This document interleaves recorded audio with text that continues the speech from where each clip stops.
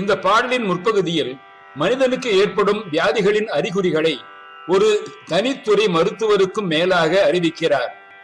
பல அறிகுறிகளை தெரிவித்தால் அது சிம்டமெட்டாலஜி என்பார்கள். சிலவற்றை குறிப்பிடுவதால் இது சிம்டம்ஸ் என்று சொல்லலாம். சர்க்கரை நோயாளிகளுக்கு தாகம் அதிகம் எடுக்கும் என்பதை தாகம் மலி நீர் இழைச்சல் என்கிறார். சிறுநீர் பாதையில் அடைப்புள்ளவருக்கு களைப்பு அதிகமாகும், அதை களைவறு நீர் அடைப்பு என்கிறார். இப்படியெல்லாம் ஏற்படும் வியாதிகளை உடைய உடலை எடுத்து எடுத்து இந்த பூமியில் இனி உழல முடியாது என்று அறுதியாகவும் இறுதியாகவும் கூறி, மங்களம் நிறைந்த உன் திருப்புகழ் ஓதுவதற்கு அருளி சிவஞானத்தை கொடுத்தால் உன்னிடம் வந்துவிடுவேன் அல்லவா, பிறகு பிறப்பு இருக்காதல்லவா என வேண்ட வைக்கிறார். பிற்பகுதியில் திருமால் சிவனிடமிருந்து சுதர்சன சக்கரம் பெற்ற வரலாற்றை கூறுகிறார். கைலாயத்தில் சிவதரிசனத்திற்கு சென்ற இந்திரனை வழியில் இடைமறித்து நின்றார் மாறு உருவம் கொண்ட சிவபெருமான். அவரை அறியாத இந்திரன் பல கேள்விகள் கேட்டு கோபம் அடைந்து இறுதியில் வஜ்ராயுதத்தினால் தாக்கினார். வஜ்ராயுதம் அழிந்து போனது. அந்நேரம் சிவபெருமான் கோபம் கொண்டார். இந்திரன் தன் தவறினை உணர்ந்தமையால் சிவனின் கோபம் தணிந்தது. எனினும் கோபத்தினால் உண்டான வியர்வை துளிகள் கடலில் விழுந்தன. அது ஒரு அசுர உருக்கொண்டு வருணனால் வளர்க்கப்பட்டு ஜலந்தரன் என்ற பெயர் கொண்டு வளர்ந்தது. அந்த ஜலந்தராசுரன் சிவன் பால் தோன்றியவன் ஆதலால் விஷ்ணு பிரம்மன் முதலிய வேற எத்தேவரையும் மதியாது தானே அநேகம் அசுரர்கள் சூழ உலகத்தில் சுயாட்சி புரிந்து வந்தான். சிவபெருமானை வணங்கி யாராலும் எல்லை இயலாத வரத்தினை பெற்றான். இந்திரனை வென்று தேவலோகத்தினையும், பிரம்மனை வென்று சத்தியலோகத்தினையும், திருமாலையும் வென்று பாற்கடலையும் பெற்றான். அத்துடன் சிவபெருமானை வெல்ல கைலாயத்திற்கு வந்தான். இறுதியில் சிவபெருமான் ஒரு முதியவர் வேடமிட்டு ஜலந்திரனை சந்தித்தார். ஜலந்திரனுடன் பேசி தந்திரமாக சிவபெருமான் தன்னுடைய கால் விரலால் அங்கு ஒரு சக்கரம் ஒன்றை வரைந்து அதை எடுத்து ஜலந்தரனின் திறமையை நிரூபிக்க கூறினார். ஜலந்தரன் அந்த நிலத்தினை பெயர்த்து கழுத்துக்கு மேல் கொண்டு செல்லும் பொழுது சிவபெருமானால் வரையப்பட்ட சக்கரம் சக்கராயுதமாக மாறி ஜலந்தரனை கொன்றது. இவரை பற்றி லிங்க புராணத்தில் விரிவாக விவரிக்கப்பட்டிருக்கிறது. ஜலந்தராகரர் அல்லது ஜலந்தரவதமூர்த்தி சிவபெருமான் அரக்கனான ஜலந்தரனை அழிக்க எடுத்த உருவமாகும். இந்த திருவுருவம் 64 சிவ திருமேனிகளில் ஒன்றாக கருதப்படுகிறது. அந்த சக்கரத்தை பெரும் பொருட்டு அநேக காலம் திருமால் திருவிழி மிடலையில் தினம் 1000 தாமரை மலர் கொண்டு இறைவரை அர்ச்சித்து தபம் கிடந்தார். ஒரு நாள் இறைவரது அருளினால் அவற்றுள் ஒரு பூ குறைய அவர் தமது தாமரை கண்ணை சாத்தினார். இறைவர் வெளிப்பட்டு அவருக்கு சுதர்சனம் என்ற சக்கரத்தை அருளினார். அதன் துணையினால் திருமால் தனது ஆணை சக்கரம் உலகில் செலுத்த காவல் தொழில் புரிந்து வருகின்றார். இது திருமால் ஆழி பெற்ற சரித்திரம் விரிவுகாந்தம் முதலிய மா புராணங்களிலும் காணலாம். 4ஆம் திருமுறையில் நீற்றினை நிறைய பூசி நித்தலாயிரம் பூ கொண்டு வேற்றுழி ஒரு நாள் ஒன்று குறைய கண்ணிறைய விட்ட ஆற்றலுக்கு ஆழி நல்கி அவன் கொணந்து இழிச்சும் கோயில் வீற்றிருந்தளிப்பர் வீழி மிழலையுள் விகிருதனாரே. விண்ணிலிருந்து கொணர்ந்து நிறுவிய கோயிலில் வீற்றிருந்து வீழிமிழலை விகிருதனார் எல்லோருக்கும் அருள் செய்கிறார் என்று அப்பர் பெருமான் பாடியதிலிருந்து விண்ணிலிருந்து இந்த கோயில் வந்ததன் வரலாறு கூறிக்கப்பட்டிருக்கிறது. பங்கயம் ஆயிரம் பூமியில் ஒரு பூ குறைய தன் கண் இழந்து அரண் சேவை நீர் சாத்தலுமே சங்கரன் எம்பிரான் சக்கரமாருக்கு அருளியவாறு எங்கும் பரவி நாம் தோணோக்கும் ஆடோமா. சலமுடைய சலந்தரந்தன் உடல் தடிந்த நல்லாழி நலமுடைய நாரணர்க்கு அன்று அருளியவர் என்னேடி நலமுடைய நாரணன் தன் நயனமிடந்து அரணடி கீழ் அலராக இடையாழி அருளினன் கால் சாழலோ என்று திருவாசகம் திருச்சாழல் 18 மணிவாசக பெருமான் பாடுகிறார். திருவிழிமிழலை தலத்தை பற்றிய குறிப்புகளை பாடல் இறுதியில் கேட்போம். முருகாசரணம்.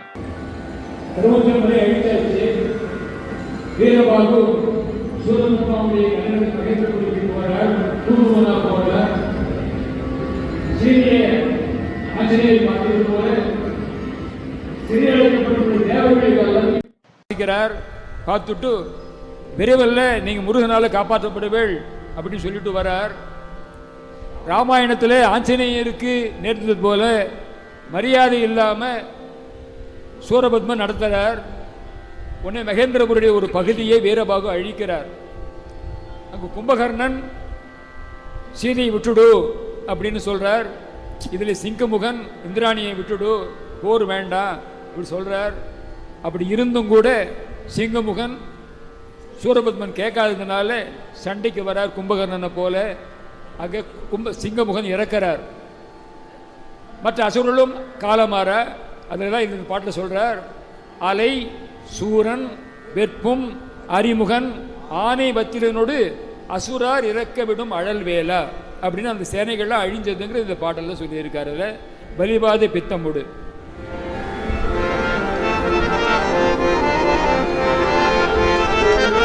செயல்பட்டழிந்தது செந்தூர் வயற்பொழில், ஏன் கடம்பின் மால்பட்டழிந்தது பூங்குடியார் மனம், மாமயிலோன் வேல்பட்டு அழிந்தது வேலையும் சூரனும் வெற்பும், அவன் கால் பட்டு அழிந்தது என் தலைமேலையன் கையெழுத்தே. வலிவாத பித்த கள்ளமாலை வரசூலை கொட்ட பொடு கோளிர் தாகமலி நீரிச்சல் பெரு வயிறு ஈழை கக்குகளை வருடப்பில் உடல் வெகு கோடி கோடி சிலை நோயடைத்த உடல் புவி மீதெடுத்தோழல்கை தெளியாயனக்கும் இனி மூடியாரே. சிவமார் திருப்போகழை எனும் நாவில் புகழ சிவஞான சித்தீதனை அருள்வாயே. சிவஞான சித்திதனை அருள்வாயே. தொலையாத பக்தி உள திருமால் கழிக்க ஒரு சுடர் வீசு சக்கரம் அதை அருள் ஞான ஞான துவர் வேணி மிகு சிவகாமி கர்த்தல் மிகு சுகவாரி சித்தன் அருள் முருகோனே. சுகவாரி சித்தன்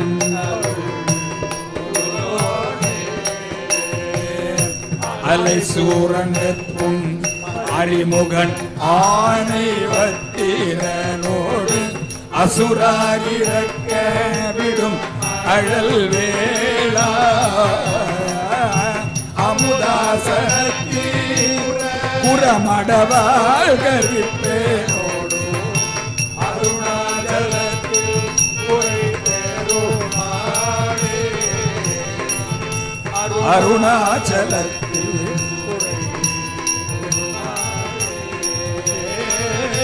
சிவமார் திருப்பூர்களை என்னாவில் சிவஞான சித்தி தனை அருள்வாயே. திருவிழிமிழலை எனும் தலக்குறிப்பை பார்ப்போம்.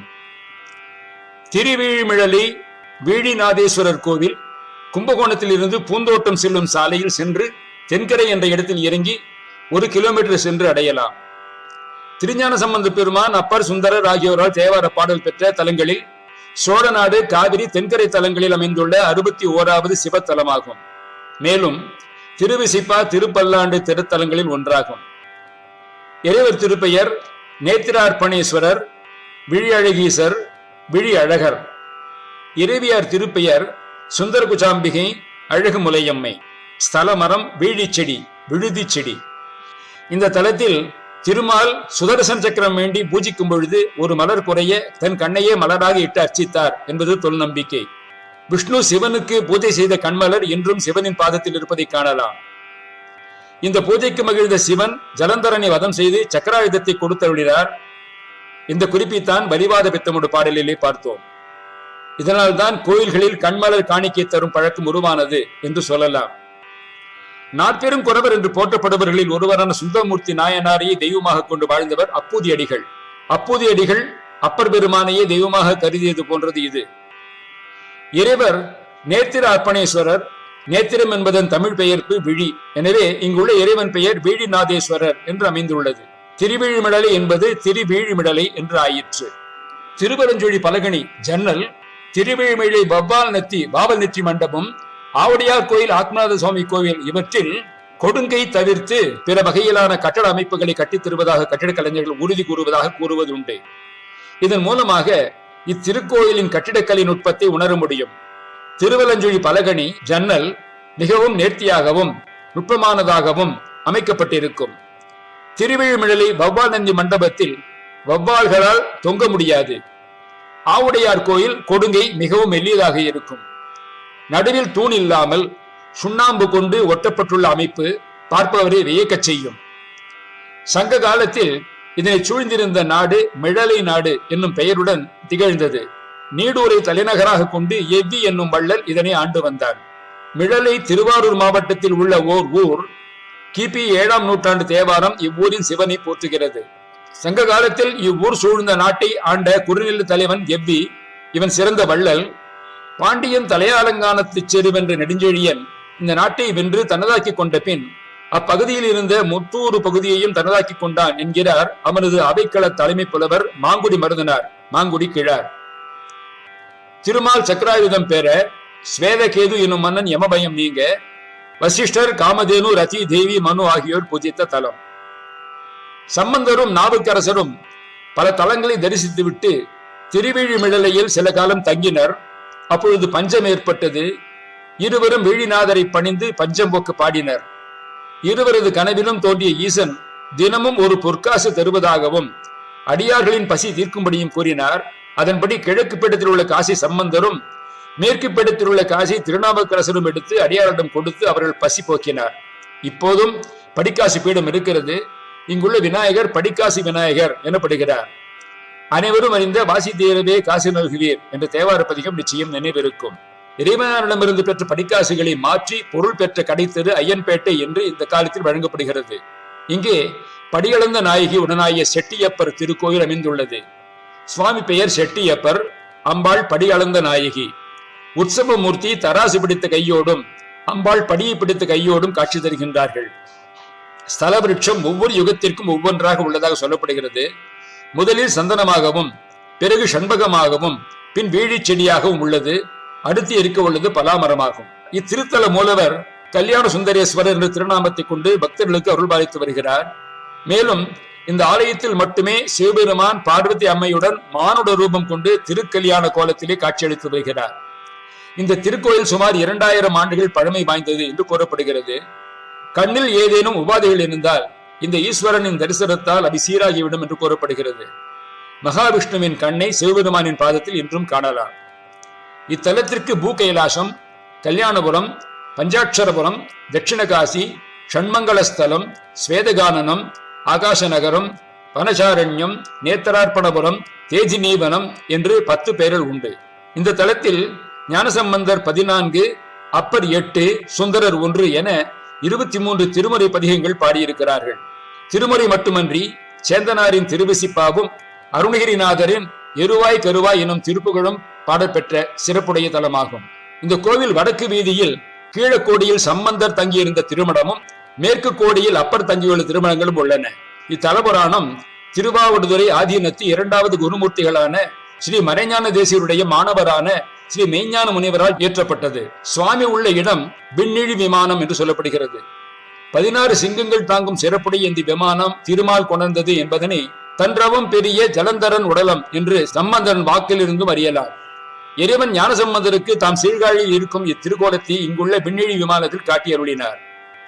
இறைவன் உமையை மணந்து கொண்ட தலம் என்னும் நிலைக்கு ஏற்ப கர்ப்பகிரக வாயிலில் அரசாணிக்கால் என்னும் தூணும், வெளியில் மகாமண்டபத்தில் பந்தக்கால் என்னும் தூணும் உள்ளன. இத்திருக்கோயிலை சுற்றி பத்ம தீர்த்தம், புஷ்கரணி, விஷ்ணு தீர்த்தம், திரிவேணி சங்கமம், குபேர தீர்த்தம், இந்திர தீர்த்தம், வருண தீர்த்தம், லட்சுமி தீர்த்தம், வசிஷ்ட தீர்த்தம் முதலாக 25 தீர்த்தங்கள் உள்ளன. காத்தியாயன முனிவர் என்பவர் தனக்கு குழந்தை வரம் வேண்டி மனைவியுடன் கடும் தவம் புரிந்தார். இவரது தபத்திற்கு மெச்சிய பார்வதி அந்த முனிவருக்கே மகனாக பிறந்தாள். அந்த குழந்தைக்கு கார்த்தியாயினி என்று பெயரிட்டு வளர்த்தனர். பெண்ணிற்கு திருமண வயது வந்ததும் இறைவனே கார்த்தியாயினியை திருமணம் செய்து கொள்ள வேண்டும் என வேண்டினார்கள். முனிவரின் வேண்டுகோளின்படி சித்திரை மாதம் மகம் நட்சத்திரத்தில் இத்தலம் எழுந்தருளி அம்மனை திருமணம் செய்தார். அப்பொழுது முனிவர் என்றென்றும் இதே திருமண கோலத்தில் இத்தலத்திலே அனைவருக்கும் அருள்வாளிக்க வேண்டினார். அதன்படி இறைவன் மூலஸ்தானத்திலேயே திருமண கோலத்திலே அருள்வாளித்துக் கொண்டிருக்கிறார். ஒரு காலத்தில் இத்தலம் முழுவதும் வீழி எனப்படும் சந்தனம், செண்பகம், பலா, விழா ஆகிய மரங்கள் அடங்கிய காடுகளாக இருந்தன. இக்காலத்தில் திருக்குறுக்கை பள்ளி என்னும் பெயருடன் விளங்கும் குறும்பூரில் இருந்த மிழலை குறும்பர் என்ற வேடுவர் இத்தலை இறைவன் மேல் கொண்ட அன்பினால் தினமும் விளாங்கனியை நைவேத்தியம் செய்து வழிபட்டு வந்தார். இறைவன் அவரது அன்பிற்கு இறங்கி அஷ்டமா சித்திகளை வழங்கினார். வேடுவரால் நிவேதனம் செய்யப்பட்ட விளாங்கனி வீழிநாதரின் பாதத்தை இன்றும் காட்சியளிக்கிறது. இதனால் இத்தலம் திரு வீழி மிழலை என்று அழைக்கப்படுகிறது. கோவிலின் எதிரில் பெரிய குளம் உள்ளது. மிக பெரிய கோவில். கோவில் கிழக்கு நோக்கி உள்ளது. இக்கோயில் மாடக்கோயில் அமைப்புடையது. தெற்கு பிராகாரத்தில் ஸ்தல விநாயகர், படிகாசி விநாயகர் சந்நிதியும், மேற்கில் சோமஸ்கந்தர், முருகன், மகாலட்சுமி சந்நிதிகளும், வடக்கில் சண்டேஸ்வரர் சந்நிதியும் உள்ளது. நடராஜர் சந்நிதி சிறப்பானது. இங்கு பாதாள நந்தி உள்ளது. முழு கோயிலே நந்திக்கு மேல் அமைந்திருப்பது போல் உள்ளது. இங்கு இறைவன் காசி யாத்திரைக்கு கிளம்பும் மாப்பிள்ளை கோலத்தில் அருள்பாலிப்பதால் மாப்பிள்ளை சுவாமி எனப்படுகிறார். மகாமண்டபம்